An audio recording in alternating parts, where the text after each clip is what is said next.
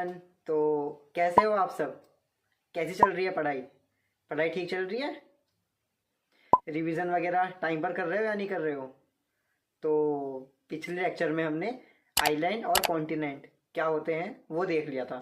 तो आज हम कवर करेंगे पेनिनसुला। भाई क्या होता है पेनिनसुला? अब जो आइलैंड है वो तो द्वीप हो गया। कॉन्टिनेंट में द्वीप के पहले महा लगा दिया तो महाद्वीप हो गया। अब है पेनिनसुला।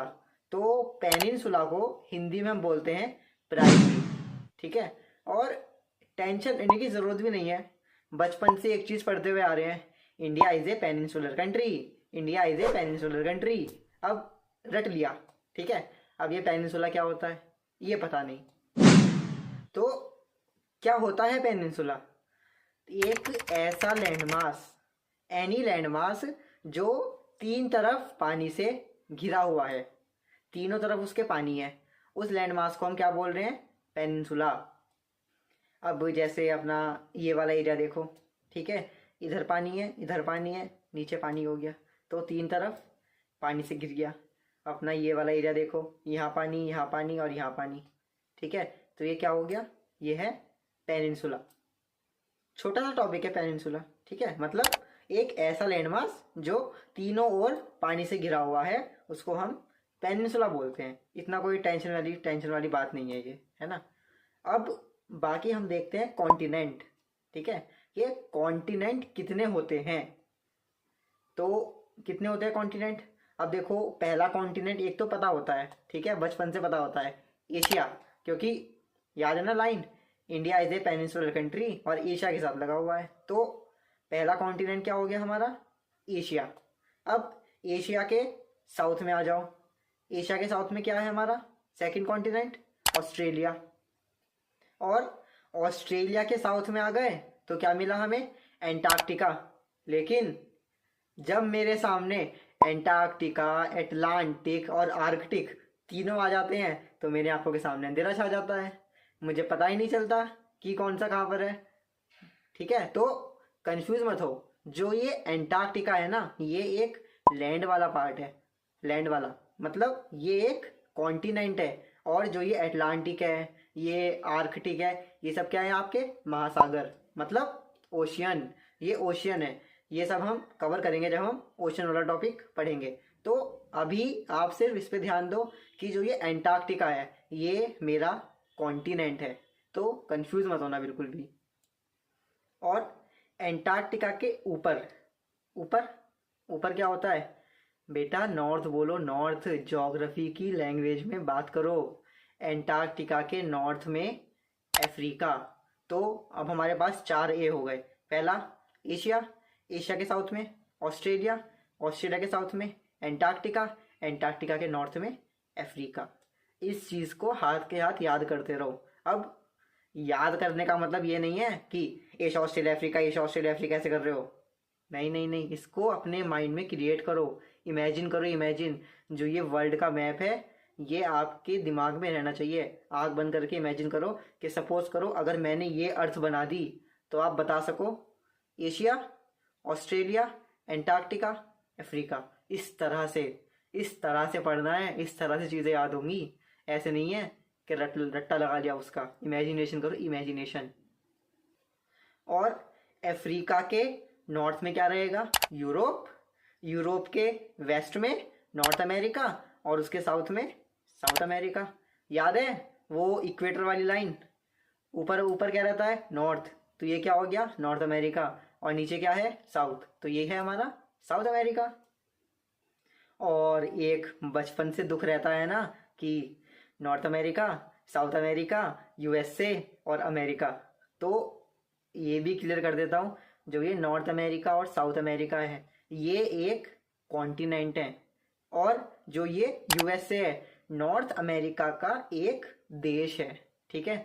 जो बचपन में कहते थे ना अमेरिका जाऊंगा अमेरिका, तो ये बचपन वाला अमेरिका है। तो ये यूएसए की बात करते थे कि हमारे चाचा जी तो अमेरिका में रहते हैं, तो वो अमेरिका नहीं, वो यूएसए में रहते हैं। बचपन वाला America, United states of America. तो ये है वो अमेरिका। और आगे बढ़ने से पहले मैं एक चीज़ बता दूं, कुछ कमेंट्स ऐसे आ रहे थे कि सर आप एनसीईआरटी कवर नहीं कराओगे क्या। एनसीईआरटी में कुछ अलग ज्योग्राफी नहीं लिखी है। एनसीईआरटी क्या होती है, बेसिक्स, और बेसिक्स में आपके हाथ के हाथ कवर करा रहा हूँ, ठीक है। तो अब एक एग्जांपल देखो, जैसे मैंने पिछली क्लास में आपको north east west south directions पढ़ाई थी, ठीक है। अब सपोज करो अगर मैं आपको ये डायरेक्शन नहीं पढ़ाता, तो अगर मैं ये बोलता कि एशिया के साउथ में ऑस्ट्रेलिया है, तो आपको समझ में आता? नहीं आता समझ में, क्योंकि आपको साउथ ही नहीं पता। तो इसलिए बेसिक्स हम हाथ के हाथ कवर कर रहे हैं। कोई अलग से नहीं है कि एनसीईआरटी में ज्योग्राफी चेंज हो जाएगी, कुछ चेंज नहीं होता। जो मैं पढ़ा रहा हूँ ना, सब सेम है, ठीक है। ये नहीं कि अलग से एक वीडियो डालूंगा मैं एनसीईआरटी 6 to 12, ऐसा कुछ नहीं है। यही एक आपका कॉम्प्रिहेंसिव कोर्स है, सब इसी में कवर हो जाएगा। और अब हम थोड़ा डायरेक्शंस की हेल्प से पढ़ते हैं कॉन्टिनेंट को। सपोज करो मैंने बोला एशिया का नॉर्थ, तो क्या आया, यूरोप। यूरोप का वेस्ट, नॉर्थ अमेरिका। और यहाँ तक तो ठीक है। मैंने बोला नॉर्थ अमेरिका का वेस्ट, बोल दिया मैंने, नॉर्थ अमेरिका का वेस्ट। तो अब इधर दुनिया ख़त्म नहीं हो गई कि हाँ दुनिया ख़त्म हो गई, ये वेस्ट वापस से घूम के इधर आ गया। तो नॉर्थ अमेरिका का वेस्ट क्या होगा, वापस से आपका एशिया रहेगा। साउथ अमेरिका का वेस्ट क्या रहेगा, वापस से आपका ऑस्ट्रेलिया आ गया। इधर को दुनिया ख़त्म नहीं हो गई, ये वापस से ऐसे घूम के आ जाता है। तो कंफ्यूज बिल्कुल नहीं होना है। अब जो मैं ये इतनी एक्सरसाइज करवा रहा हूँ ना, इसका फ़ायदा क्या है, रुको मैं इसका फ़ायदा बताता हूँ।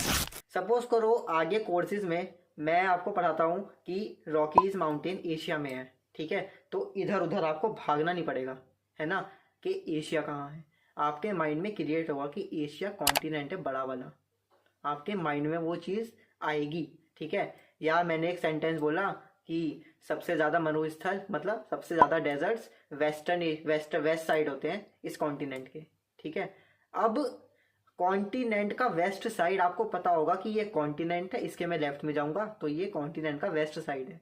वरना मैंने बोल दिया और आप की जो बुद्धि है वो वेस्ट को ही इमेजिन नहीं कर पा रही, तो फायदा क्या हुआ, कोई फायदा नहीं है। तो जो ये बेसिक्स पढ़ रहे हैं ना, तो इसका बेनिफिट बहुत है। तो ये बेनिफिट रहेगा आपको, कुछ भी आगे की हम कोई भी चीज़ लिखेंगे ना, तो आपके जो माइंड है वो क्रिएट कर जाएगा। अब थोड़े से जहरीले तथ्य भी देख लेते हैं कि एरिया वाइज इन कॉन्टिनेंट में सबसे बड़ा कौन सा है और सबसे छोटा कौन सा है।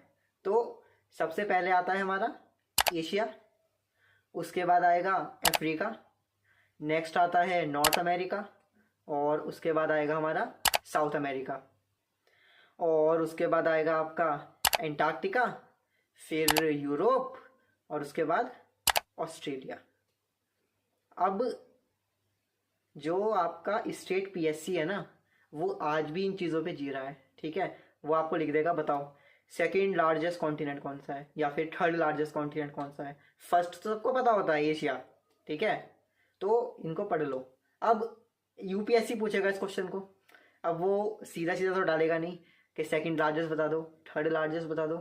यूपीएससी क्या करेगा, कोई से भी बीच के 4 कॉन्टिनेंट दे देगा आपको, ठीक है, और कहेगा इन्हें असेंडिंग ऑर्डर में लगाओ, ठीक है। असेंडिंग ऑर्डर क्या होता है, छोटे से बड़ा। तो यूपीएससी ने आपको 4 कॉन्टिनेंट वो दे दिए और पूछेगा तो क्या करोगे, नीचे से स्टार्ट करोगे, नीचे से, ठीक है। नीचे से स्टार्ट करोगे मतलब असेंडिंग ऑर्डर में। तो पहले कौन सा आ जाएगा, ऑस्ट्रेलिया, उसके बाद आपका यूरोप, उसके बाद आपका एंटार्क्टिका, उसके बाद आपका साउथ अमेरिका, फिर नॉर्थ अमेरिका, फिर अफ्रीका, और फिर एशिया। ये क्या हो गया, असेंडिंग ऑर्डर। कंफ्यूज मत होना। और अगर आपको यही नहीं पता चल रहा है एग्जाम में बैठ के कि असेंडिंग ऑर्डर क्या है, फिर करवा लो ज्योग्राफी की बातें, फिर पढ़ा लो जेट स्ट्रीम्स, फिर पढ़ा लो कोरियोलिस फोर्स। आ रहा है समझ में। तो अपने आप को, अपनी बुद्धि इतनी भी नहीं रखनी कि असेंडिंग और डिसेंडिंग में कन्फ्यूज़न है अभी। और जिन बच्चों को कन्फ्यूज़न है ना, वो मेरी क्लास छोड़ के अभी जा सकता है, क्योंकि इतनी तो हमें समझ होनी चाहिए। और अगर पॉपुलेशन वाइज लगाना पड़ेगा इनको, तो सबसे ज़्यादा पॉपुलेशन है एशिया की, उसके बाद आपका आएगा अफ्रीका, फिर आएगा आपका यूरोप, और देन नॉर्थ अमेरिका, उसके बाद साउथ अमेरिका, और उसके बाद आपका ऑस्ट्रेलिया, और फिर अंटार्कटिका। अब जिस दिन इस तरह से ऐसे लगाने के लिए आ गए ना पेपर में, फिर एनसीईआरटी में तो ये थे ही नहीं। एनसीईआरटी में तो लिखा ही नहीं था इस बारे में। पढ़ लो एनसीईआरटी। तो जो पढ़ा रहा हूँ उस पर ध्यान दे दो, वरना एग्ज़ाम में बैठे रहोगे फिर। और बाकी फिर हम अपना अगला टॉपिक हम ओशन स्टार्ट करेंगे। नेक्स्ट वीडियो में ओशन के बारे में पढ़ते हैं हम। तो बाकी अपना फिर आप ध्यान रखो, पढ़ाई करो और अपना रिवाइज वगैरह करते रहो। बाय।